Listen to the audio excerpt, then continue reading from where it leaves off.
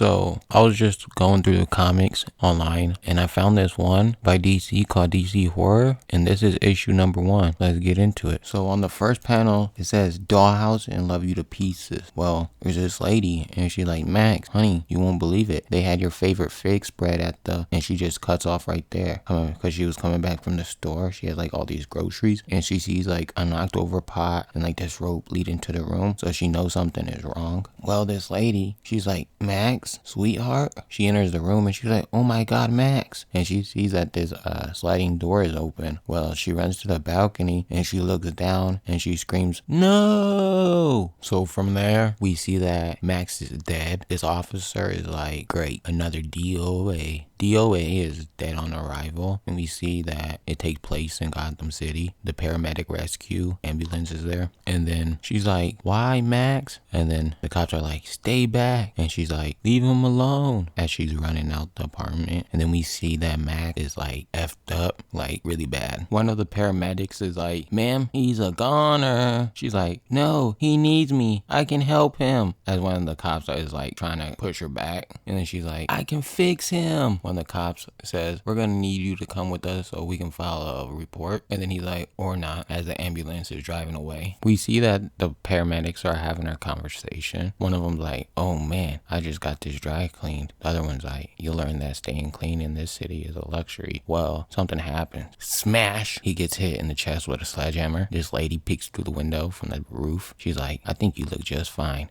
I'm gonna be needing this. Then she tells him, drive. And she puts something up to the paramedic's face, and you can see the sledgehammer still in his chest. So we see this ambulance pull up to this house. It's the doll maker's home, aka the toy box. And she's like, we're here. Now help me with Max and your buddy. And she's like, thanks, you're a lifesaver. Next thing you know, slam, squish. She hits the man in the face with the sledgehammer. She's like, see what I did there? Well, you will. Knock, knock. She's knocking on the door. So this guy ends up opening the door. He had like other people's faces on his face. And she's like, Daddy, please, Daddy, you have to help. Max was my whole world. Then one of them snaps and a bunch of kids run out, and she's like, you're gonna love him, I promise. And we see these kids like attending the bodies and stuff with her still having the sledgehammer in her hand. So they end up going into this room and we see like these bodies on the table. One has like this big hole in his chest with like his skin missing from his face. Same with this other one. Then we see like bodies and stuff hanging from chains from the ceiling, and the dad's like, how long has he been dead? And she's like, almost an hour. And then he's like, so we have 30 minutes left. Then we find out her name is Matilda, because he's like, damn it, Matilda, we barely have any viable organs to work with. She grabs this dude's leg and he's like, that hammer of yours sure wrecks a lot of vital bits. She grabs his heart. She's like, the most important piece. We then see like the kids working on the bodies, like scalping them and stuff, like getting all the tools ready and stuff like that. And then as she like doing something to this dude's body, the dad's like, wait, I don't want him to wake up here. She ends up telling her dad, please, Daddy, I just think this may all be a bit too much for him. He's very sensitive. As they're like working on the body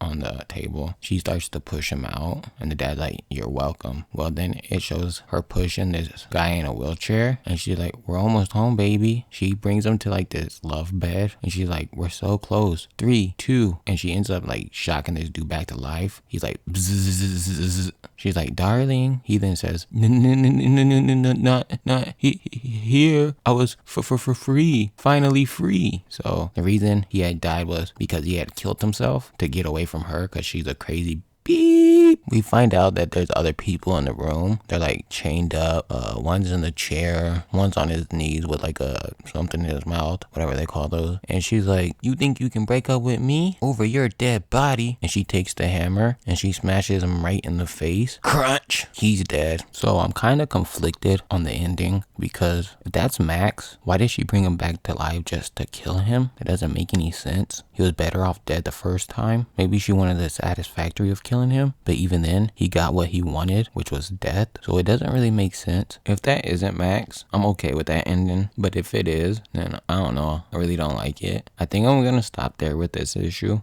because the second half of it is about Wonder Woman and stuff like that. So if you would like to see that, just let me know. I can make a video on that. I think that would be cool. But yeah, anyways, it's been your man Coochie, and I'll see y'all on the next one. I'm out.